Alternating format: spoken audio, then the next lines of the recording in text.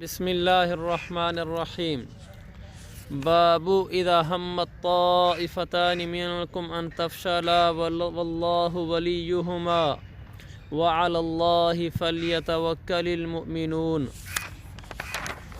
तो हदीस नंबर 40-51 या 40-51 देख लेना सही लफ्ज़ क्या है। बाबू तर्जमती ताइफ़ा बाबू इज़ हम्मत ताइफ़तान इज़ हम्मत ताइफ़तानि मिनकुम अन तफ़शला। तर्जुमा करो भाई। जब तुम में से दो ग्रोहों ने ये दिल में ये इरादा कर लिया था कि वो हिम्मत हार दें और अल्लाह ताला उन दोनों का कारसाज था, बस अल्लाह ताला पे ही मोमिनीन को तवक्कुल करना चाहिए। ये जो है ना उनका महज एक ख्याल था।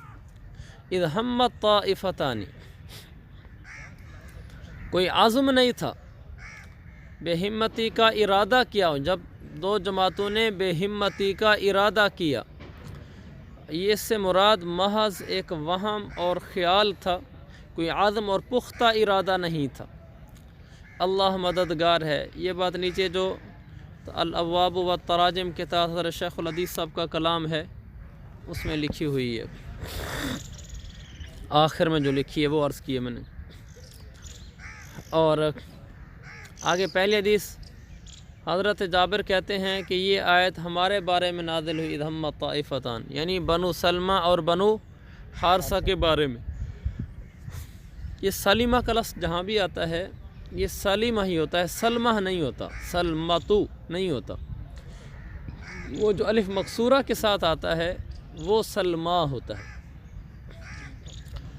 बनी हारसा वमा उहिब्बु यमा नाफिया है, मैं ये नहीं चाहता कि आयत ना उतरती, क्योंकि इसमें इनकी थोड़ी कमज़ोरी का इज़हार है ना। ये कहते हैं हमारे बारे में उतरी थी कि जब हमारे लोग कुछ जंग में कमज़ोरी बेहिम्मती दिखलाने लगे थे।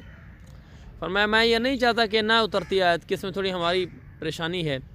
लेकिन वल्लाहु यक़ूल, अल्लाह कहता है, अल्लाह उनका मददगार है। ये तो बड़ी फ़जीलत की बात है हमारे लिए। अल्लाह ने हम बनु सलमा बनु हारसा के बारे में कहा कि अल्लाह इनका मददगार है। आगे हदीस है 40-52। हज़रत जाबिर कहते हैं अल्लाह के नबी ने मुझे फ़रमाया, जाबिर क्या शादी कर ली है? तो मैंने कहा जी हाँ। आपने फरमाया क्या, कुंवारी से या बेवा से? तो मैंने कहा कि नहीं, बल्कि या रसूलल्लाह सय्यबा, बेवा से।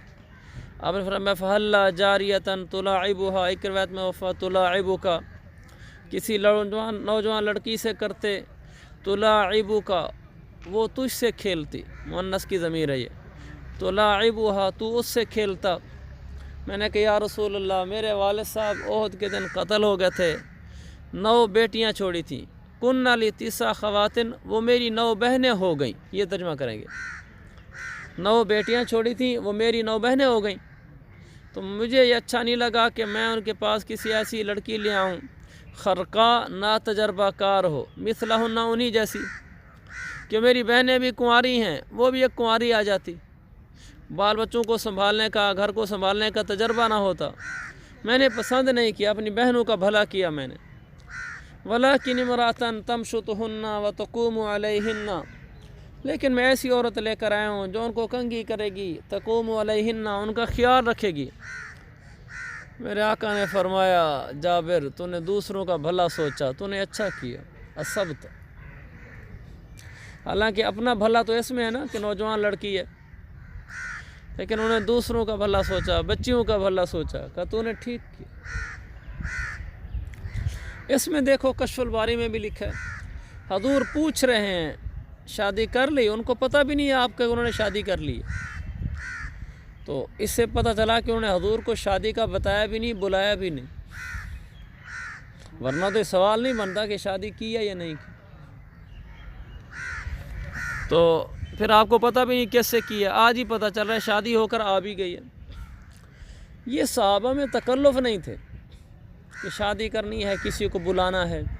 नहीं बुलाया तो वो रूठा बैठा होगा, मुंह बना के बैठा होगा, उसको मनाने के लिए 10 आदमी लेके जाने पड़ेंगे। अल्लाह के नबी से बड़ा कौन था? صحابہ کے دلوں میں عقیدت بھی تھی، یہ نہیں کہ صرف دنیاوی لحاظ سے بڑے تھے، یعنی ایک پیر شیخ کی حیثیت تھی، پھر بھی نہیں بلایا، پیر شیخ کو نہیں بلایا۔ اس لیے اگر کوئی ہمیں نہیں بلاتا، ہمارا کوئی رشتہ دار ہمیں نہیں بلاتا، ہمارا شاگرد ہمیں نہیں بلاتا، ناراض نہیں ہونا چاہیے کہ مجھے بلایا کیوں نہیں۔ تو 2 واقعے ہو گئے کہ اللہ کے نبی کے ہوتے ہوئے شادی اور آپ کو پتہ نہیں، ایک عبد الرحمن بن عوف کا اور ایک جابر بن عبداللہ کا، ان دونوں کی شادیاں ہوئیں ہیں۔ حضور خود پوچھ رہے ہیں، عبد الرحمن بن عوف سے پوچھا تھا بھائی یہ کیا ہے سرخی کا نشان؟ کہنے لگے شادی ہوگی۔ ہم نے کہا اچھا، مہر کیا دیا ہے؟ کہ وزن نوات من ذہب۔ اور یہاں جابر سے پوچھا شادی کر لی؟ کہا جی ہاں۔ کس سے؟ کنواری سے یا سیبہ سے؟ انہوں نے بتا دیا۔ تو آپ نے کنواری کا مشورہ دیا، تو انہوں نے کہا اس وجہ سے میں نے سیبہ سے کی ہے، تو آپ نے کہا ٹھیک کیا۔ تو اس لیے ان باتوں پہ ناراض نہیں ہونا چاہیے۔ آگے چلو بھائی، یہ جو آپ نے فرمایا نا کہ تو کنواری سے کرتا، وہ تجھ سے کھیلتی تو اس سے کھیلتا، اس سے میاں بیوی میں محبت تام ہوتی ہے کنواری لڑکی کے ساتھ، اس لیے کہ اس زمانے کی کنواری لڑکیوں کا تذکرہ ہے۔ شریف زادیاں ہوتی تھیں، پہلی دفعہ جس شوہر کے پاس آتی تھیں وہی مرد انہوں نے دیکھا ہوتا تھا، مرد ہونے کی حیثیت سے، شوہر ہونے کی حیثیت سے، تو وہ اسی کے ساتھ ہی ان کا دل لگ جاتا، وہی مرد ان سے کھیلتا، وہی مرد ان کے ساتھ محبت کرتا، تو وہ اسی کو دل دے دیتی تھی۔ ہمارے زمانے کی طرح تو تھی نہیں کہ من بتو مشغولاں و دل با غیر، ایسا نہیں ہوتا تھا۔ ایک تو یہ فائدہ ہوتا تھا۔ آج بھی جو خاندانی لڑکیاں ہیں ان میں یہ ہے کہ وہ جب آپ کے پاس بیاہ، ہمارے ہاں ایسے ہی ہوتا ہے، اللہ کا شکر ہے، ہمارے یہاں سمراد ہمارے اس جنوبی پنجاب میں تقریباً سب میں ہمارے یہاں لڑکیاں اس پہ شوہر کی ہو کے رہ جاتی ہیں، خاص طور ہماری سرائکی بیلٹ میں تو یہ اللہ کے فضل سے بہت زیادہ ہے کہ وہ لڑکیاں بالکل شوہر کی ہو کے رہ جاتی ہیں، خوشی غمی میں بھی، دکھ درد میں بھی، آنے جانے میں بھی، کہیں تعلق توڑنے رکھنے میں بھی جو شوہر کہے گا۔ اور جو بیوہ ہوتی ہے وہ چونکہ پہلے کسی شوہر کے پاس رہی ہوتی ہے، ممکن ہے اس سے کسی غصے میں طلاق ہو گئی ہو لیکن دل اسی کے ساتھ اٹکا ہوا ہو، اور بعض آج کے زمانے میں تو ویسے، اس زمانے میں گو ایسا نہ ہو تو بعد میں پھر شوہر رابطے بھی رکھتے ہیں، اس کی چاہے دوسری جگہ شادی بھی ہو جائے تو شوہر رابطے رکھتے ہیں، ایسی مثالیں میرے علم میں ہیں۔ تو شوہر رابطے رکھتے ہیں، عورت بھی رکھتی ہے، تو اگر اس کا دل اسی کے ساتھ اٹکا ہو، اسی بنیاد پر ایک عورت کو دوسری جگہ شادی میں طلاق بھی ہو گئی، تو دوسری جگہ شادی ہوئی تو وہ شوہر نے اس کا فون پکڑ لیا پہلے شوہر سے رابطے کا، تو پھر اس نے اس کو طلاق دے دی، تو دل پہلے سے لٹکا رہتا ہے۔ وہ امام حضرت شیخ سعدی کا غالباً قول ہے، کسی نے ان سے پوچھا کہ شادی کس سے کریں؟ انہوں نے کہا کہ کنواری سے کرو گے تیرا کھائے گی تیرا گائے گی، اور اگر سیبہ سے کرو گی کھائے گی تیرا گائے گی اس کا، یاد اس کو رکھے گی، خرچہ تجھ سے لے گی۔ تو بعض دفعہ یہ ہوتا ہے کہ دل پچھلی کے ساتھ لٹکا رہتا ہے، پچھلے کے ساتھ، تو اس کی محبت پوری کامل نہیں ہوتی۔ حدیث نمبر 4053 حضرت جابر رضی اللہ عنہ بیان کرتے ہیں کہ میرے والد احد کے دن شہید ہو گئے تھے اور انہوں نے اپنے اوپر قرضہ چھوڑا تھا اور 6 بیٹیوں کو چھوڑا تھا۔ جب کھجور توڑنے کا وقت آیا تو وہ فرماتے ہیں کہ میں اللہ کے رسول صلی اللہ علیہ وسلم کی خدمت میں حاضر ہوا اور میں نے عرض کیا کہ یا رسول اللہ، آپ جانتے ہیں کہ میرے والد احد کے دن شہید ہو گئے تھے اور انہوں نے بہت سارا قرضہ چھوڑا تھا، اور میں یہ پسند کرتا ہوں کہ ان کے غرما آپ کو دیکھ لیں۔ غرما کا ترجمہ قرض خواہ۔ آپ علیہ السلام نے ان سے فرمایا کہ تم جاؤ اور ہر قسم کی کھجوروں کی علیحدہ علیحدہ ڈھیری لگاؤ۔ ہاں، ڈھیری بنانا۔ بعیدر کا ترجمہ کسرا لکھا ہے اجمع، ایک جگہ اکٹھا کرنا، ڈھیری لگانا، یہ بعثر کے وزن پر ہے۔ بعیدر، بعثر یبعثر، بعیدر یبعیدر۔ چلیں، ہر نوع کی علیحدہ علیحدہ ڈھیری۔ بعیدر کل تمر علی ناحیۃ، ہر قسم کی کھجور کی الگ الگ ڈھیری بنانا۔ ہمارے یہاں کھجور کی ایک ہی قسم ہوتی ہے، جیسے ہم لوگ کھجور اتنا کہتے ہیں، بازار جا رہے آدھا کلو کھجور لیتے ہیں نا، بس ہم یہی کہتے ہیں۔ مدینہ طیبہ میں کوئی 20 قسمیں ہیں کھجور کی۔ آدمی میں نے زندگی میں دیکھی بھی پہلی دفعہ تھی، جب ہم پہلی دفعہ اللہ تعالیٰ لے گیا تو وہ کھجور منڈی میں داخل ہوئے وہ تو ہمارے سرائکی میں کہتے ہیں ون کو ون کی، یعنی ڈفرینٹ ٹائپ سی، مختلف انواع و اقسام کی کھجوریں پڑی ہوں، رنگ بھی الگ، شکل الگ، سائز الگ، ذائقے الگ، تو پتہ وہاں جا کر چلا کہ کھجور کی بھی اقسام ہوتی ہیں۔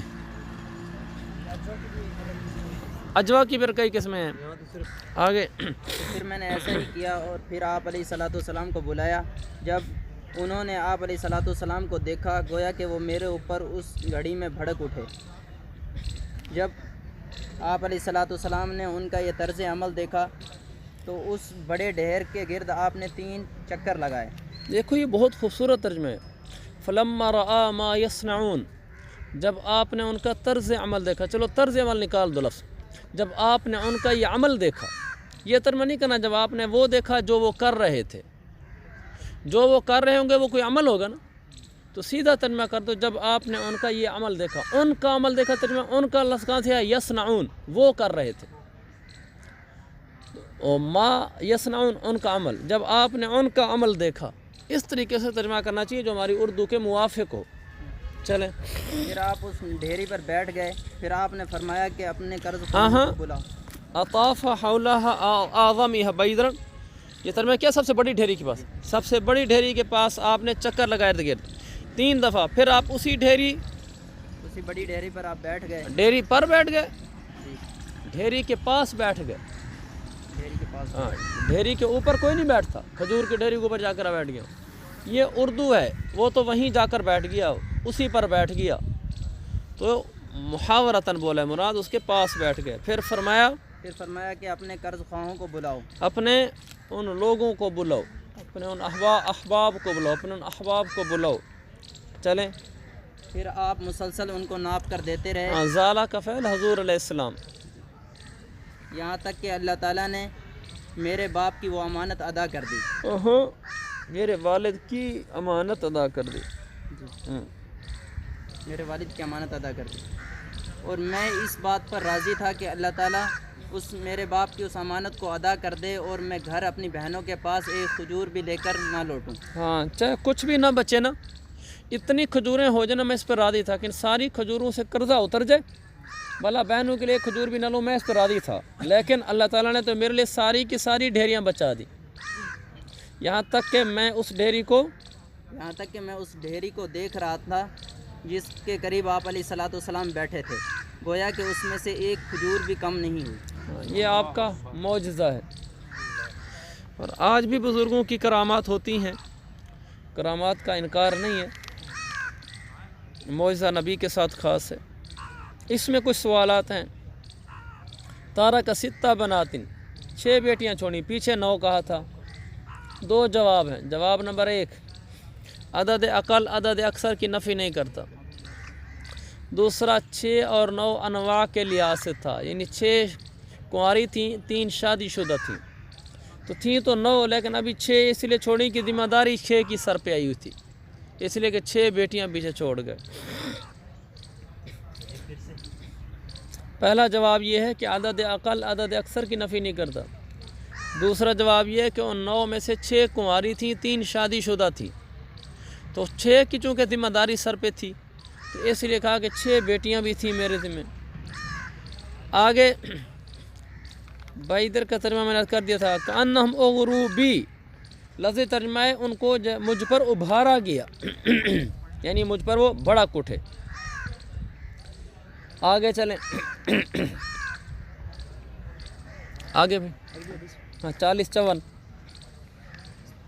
حضرت سعد بن ابی وقاص رضی اللہ عنہ سے روایت ہے کہ وہ فرماتے ہیں کہ میں نے رسول اللہ صلی اللہ علیہ وسلم کو بدر کے دن دیکھا، احد کے دن دیکھا، اور آپ علیہ الصلوۃ والسلام کے ساتھ 2 آدمی تھے جو آپ کی طرف سے شدید لڑائی لڑ رہے تھے، اور ان دونوں پر سفید کپڑے تھے۔ میں نے ان دونوں کو نہ اس سے پہلے دیکھا نہ اس کے بعد دیکھا۔ ٹھیک، یہ 2 آدمی نیچے لکھا زادہ مسلم، کیا مطلب؟ امام مسلم نے اپنی صحیح مسلم میں یہ لفظ کا اضافہ کیا ہے، وَمَعَهُ رَجُلَانِ یعنی جبریل و میکائیل یقاتلان عنہ، یہ مطلب ہے۔ اچھا آگے، کا اشد القتال، کاف زیادہ ہے، یہ ہوگا یقاتلان اشد القتالی، یہ آگے اس کا مفعول مطلق بن جائے گا۔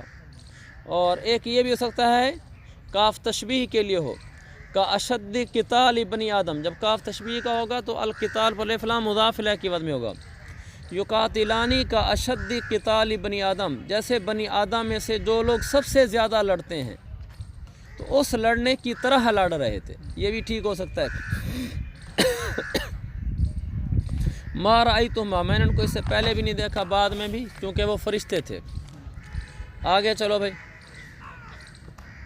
حضرت سعید بن مسیب رضی اللہ تعالیٰ عنہ بیان کرتے ہیں کہ میں نے سعد بن ابی وقاص رضی اللہ تعالیٰ عنہ کو یہ فرماتے ہوئے سنا، وہ فرما رہے تھے کہ نبی کریم صلی اللہ علیہ وسلم اپنے ترکش سے تیر نکال کر مجھے دے رہے تھے احد کے دن، اور فرما رہے تھے کہ یہ تیر چلاؤ، میرے والدین آپ پر فدا ہوں۔ یہ حدیث پہلے گزری ہے نا، میرا ترکش میرے آگے نکال دیا، میرے ماں باپ آپ پر فدا ہوں۔ چلیں، یہ ان کی ایک خاصیت تھی، اللہ تعالیٰ نے، اللہ کے نبی نے ان سے فرمایا۔ اس سے مراد یہ نہیں ہے کہ واقعی فدا ہو جائیں، قربان ہو جائیں، مراد آپ نے خوشی کا اظہار کیا کہ میں آپ پر راضی ہوں۔ آگے چلو۔ حضرت سعد رضی اللہ عنہ بیان کرتے ہیں کہ وہ فرماتے ہیں کہ اللہ کے نبی علیہ الصلوۃ والسلام نے میرے لیے اپنے والدین کو جمع کیا۔ ٹھیک ہے، آگے جمع کرنے کا مطلب وہی، ہاں چلیں۔ حضرت سعد بن ابی وقاص رضی اللہ عنہ سے روایت ہے، وہ فرماتے ہیں کہ اللہ کے رسول صلی اللہ علیہ وسلم نے احد کے دن اپنے والدین کو میرے لیے جمع کیا، اور وہ اس سے چاہتے تھے کہ مراد لیتے تھے کہ آپ علیہ الصلوۃ والسلام نے فرمایا تھا فدا کا ابی و امی، چلیں اور وہ قتال کر رہے تھے۔ چلیں۔ ابن شداد رضی اللہ عنہ سے روایت ہے، وہ فرماتے ہیں کہ میں نے حضرت علی رضی اللہ عنہ کو یہ فرماتے ہوئے سنا، وہ فرماتے تھے کہ میں نے اللہ کے رسول صلی اللہ علیہ وسلم کو اپنے دونوں والدین سعد رضی اللہ عنہ کے علاوہ کسی کے لیے جمع کرتے ہوئے نہیں سنا۔ یہاں کہتے ہیں میں نے حضور کو نہیں سنا کہ اپنے والدین کو کسی کے لیے جمع کر رہے ہوں سوائے سعد کے، اور ادھر آپ نے حضرت زبیر کے لیے بھی جمع کیا ہے۔ تو اس اشکال کا جواب کیا ہے؟ اس کا جواب یہ ہے کہ وہ صرف اپنے ذاتی سماع کی حد تک خبر دے رہے ہیں، وہ صرف اپنے ذاتی سماع کی حد تک کہتے ہیں ما سمعت النبی، میں نے نہیں سنا، یہ تو نہیں کہا کہ آپ نے نہیں کیا، کہ میں نے نہیں سنا۔ اور بھی کئی جواب ہیں، یہ جواب ذرا آسان ہے۔ آگے چلیں۔ حضرت علی رضی اللہ عنہ بیان کرتے ہیں کہ میں نے اللہ کے نبی علیہ الصلوۃ والسلام کو اپنے والدین سعد بن مالک رضی اللہ عنہ کے علاوہ کسی کے لیے جمع کرتے ہوئے نہیں دیکھا، اور میں نے آپ کو یہ فرماتے ہوئے احد کے دن سنا کہ اے سعد ارمی فدا کا ابی و امی۔ جی ہاں، وہ اس سے مراد رضا ہے۔ بعض نے اگرچہ کہا حضور نے ماں باپ اس لیے قربان کیے کہ وہ کفر پہ مر گئے تھے آپ کے والدین، اور یہ تو چونکہ مسلمان ہے اس لیے آپ نے قربان کیے، لیکن صحیح بات یہ ہے کہ یہ اس بات سے کنایہ ہے کہ میں آپ سے راضی ہوں کہ میرے ماں باپ آپ پر قربان ہوں۔ جیسے ہم نہیں کہتے کسی کو یار یہ گھر آپ کا گھر ہے، اس کا مطلب یہ نہیں ہوتا کہ آپ کا ہے، یعنی میری طرف سے آپ کے لیے کھلا ہے، جس طرح چاہیں رہیں۔ تو بعض دفعہ حقیقی لفظ مراد ہوتا ہی نہیں۔ چلیں، اور باقی اللہ کے نبی کا انتقال کس پر ہوا، اس پر بھی بڑا اللہ کے نبی کے والدین، آپ نے فرمایا اللہ کے نبی کا انتقال، اچھا میں نے کہا اللہ کے نبی کا انتقال، ہاں غلطی ہوگی، اللہ کے نبی کے والدین کا انتقال کس پر ہوا، کفر پر یا اسلام پر؟ یہ بھی ایک مارکۃ الاراباس ہے، علامہ سیوطی کا اس پر مستقل ایک رسالہ ہے آپ کے والدین کے بارے میں۔ انہوں نے ثابت کیا ہے کہ ان کا انتقال اسلام پر ہوا تھا، لیکن میں نے ہمیشہ علماء دیوبند کو بہت ہی معتدل مذہب والا پایا ہے۔ ہر طرح کی روایات ہیں، بعض روایت میں آتا ہے قبر سے ان کو نکالا گیا، کلمہ پڑھوایا گیا، اور پھر ان کو قبر میں بھیج دیا گیا۔ حضور کی خاصیت ہے یہ، قبر سے نکال کر کلمہ پڑھوایا گیا۔ بعد میں آتا ہے کہ نہیں، ان کا مرنا کفر پر ہی تھا، تو پھر کہتے ہیں کہ جب اللہ کے نبی کا والدین کا مرنا کفر پر تھا تو اللہ تعالیٰ فرماتا ہے میں آپ کو اتنا دوں گا کہ یہاں تک کہ آپ راضی ہو جائیں گے، وَلَسَوْفَ يُعْطِيكَ رَبُّكَ فَتَرْضَىٰ۔ علامہ سیوطی نے بھی اسی آیت کو زیادہ لیا ہے۔ تو علماء دیوبند نے یہ کہا کہ یہ وہ مسئلہ ہے جس میں چونکہ دلائل معارض ہیں، تو لہذا ہمیں اس پر کوئی حساب کتاب تو ہوگا نہیں قبر حشر آخرت میں، کہ حضور کے والدین کے بارے میں تمہارا کیا نظریہ اور عقیدہ ہے، جنتی ہیں یا جہنمی ہیں؟ تو ہیں چونکہ آپ کے والدین معاملہ واقعی حساس ہے، حضور صلی اللہ علیہ وسلم کے والدین ہیں، اور ادھر صحیح روایات بھی ہیں کہ دنیا میں جب وہ گئے تھے بغیر اسلام کے گئے تھے، لہذا اس معاملے میں چونکہ ہم سے آخرت میں کوئی پوچھ گچھ نہیں ہے، کسی جانب کی طرف رجحان رکھے بغیر یوں کہنا چاہیے اللہ بہتر جانتا ہے، اس کے بارے میں ہم خاموش ہیں، بس ہم اس بارے میں خاموش ہیں، اللہ بہتر جانتا ہے، جو اللہ کو معلوم ہے وہی ٹھیک ہے، بس ہمارے لیے یہ بالکل صحیح سلامتی والا راستہ ہے، اس سے آدمی پار ہو جائے گا۔ جہاں جہاں بھی ایسے ہوں وہاں ایسے رکھنا چاہیے، ایسے یزید جنتی ہے جہنمی ہے، ہم سے قبر میں سوال نہیں ہوگا کہ یزید جنتی ہے یا جہنمی ہے، یہ اللہ کا معاملہ ہے کہ وہ جنتی ہے یا جہنمی ہے، ہماری اس کے جنتی جہنمی ہونے کے بارے میں خاموشی ہے، ہم اس کو کچھ نہیں کہتے۔